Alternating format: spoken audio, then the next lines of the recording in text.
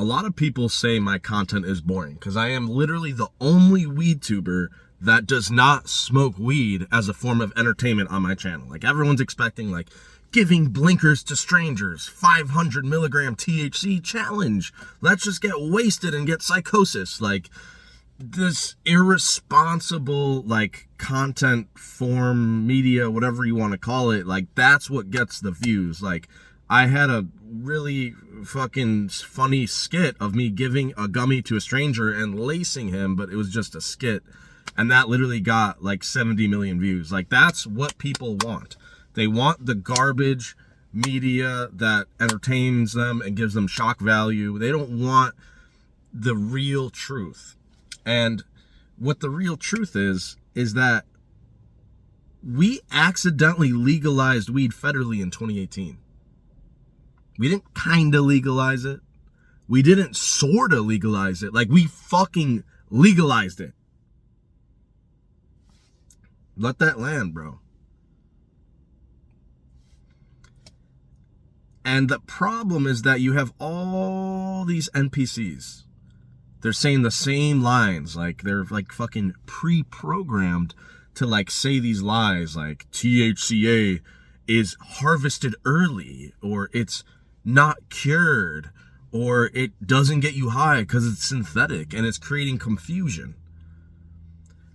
Why do people feel the need to hate on hemp when it's literally the pathway to legalization? It was a shortcut.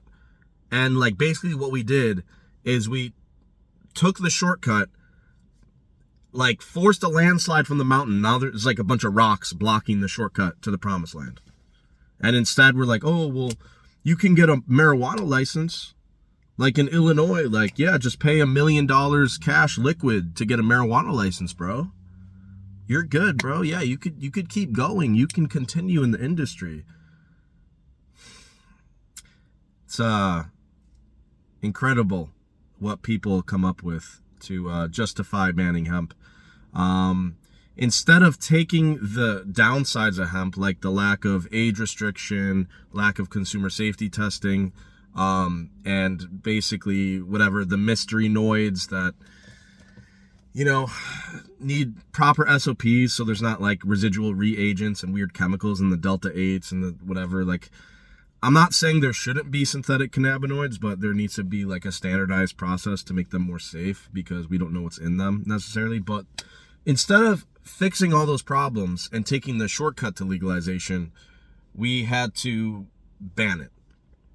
And I actually don't think the ban in 12 months is actually a ban. It's actually, I've been talking with a lobbyist recently, and we're going to be working together to do a media run, podcast run, to help him with his content strategy, because he has a lot of ideas about the hemp ban that I've never heard before. And one of those is that it's not really a ban, it's more of a probation, right? So they banned the THCa hemp, and we can only sell it until November 2026. But think about it.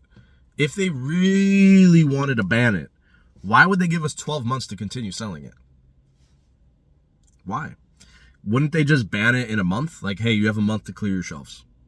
If they really wanted to get rid of it, they would force us to clear the shelves in 1 month. Instead, they gave us 12 months. 12 months left to sell weed.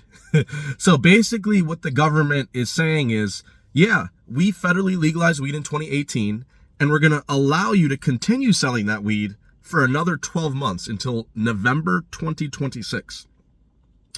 So they're allowing us to continue selling weed through this loophole. That's interesting. Well, my kind of opinion, and this was informed to me by the lobbyist that I've been talking to. He advocates for making hemp legal and really cannabis policy in general. And that idea is that it's not really a ban. It's more of like a probation or a timeout.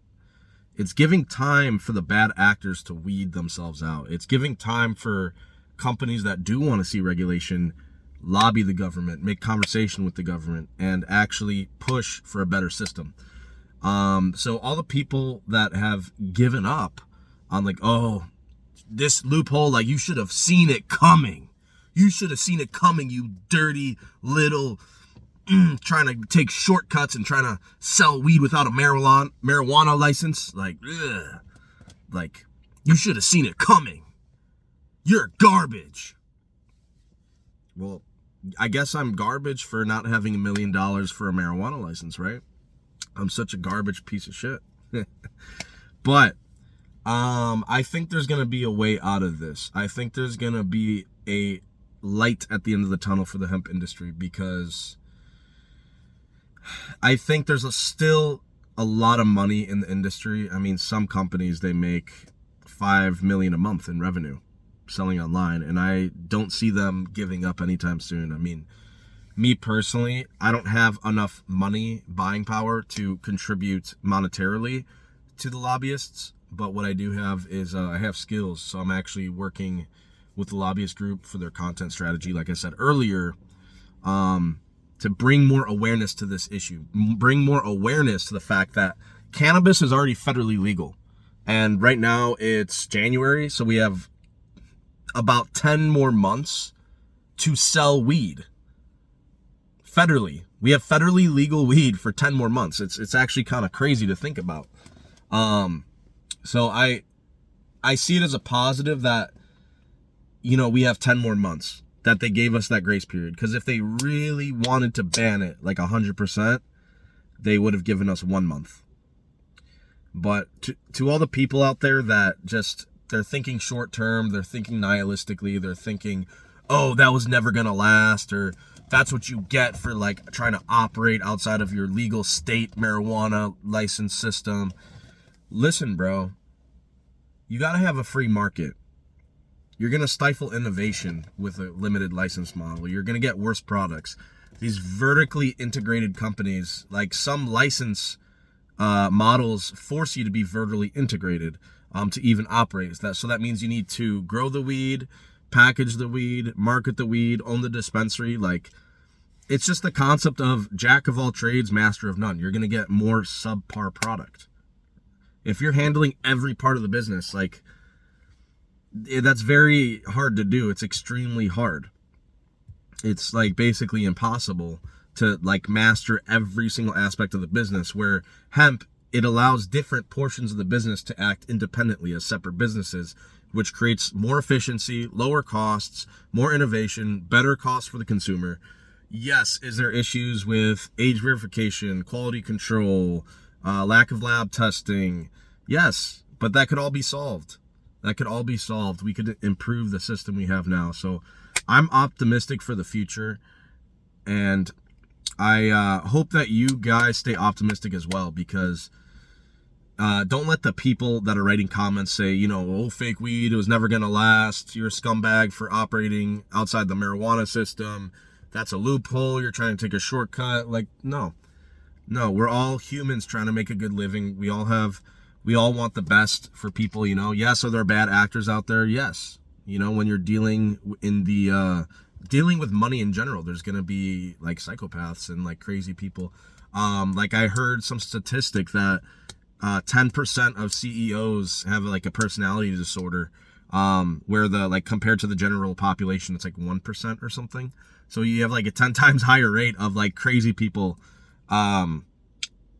that are CEOs. And on top of that, I can only imagine cannabis attracts even more than that, because it's just like a drug. It's kind of like a higher risk environment.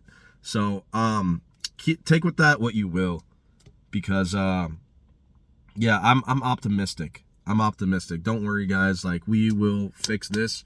And if not, if we can't keep hemp legal, like, it's gonna become legal in one form or another federally as the years go on. Something's got to give. Something's gonna crack, you know. And if everyone loses their business in 12 months and we can't fix it, then I don't know. Are we just gonna cower down and accept defeat? I don't know. We'll see. We'll see what happens. But anyways, hope you enjoyed the video. Just wanted to share these thoughts.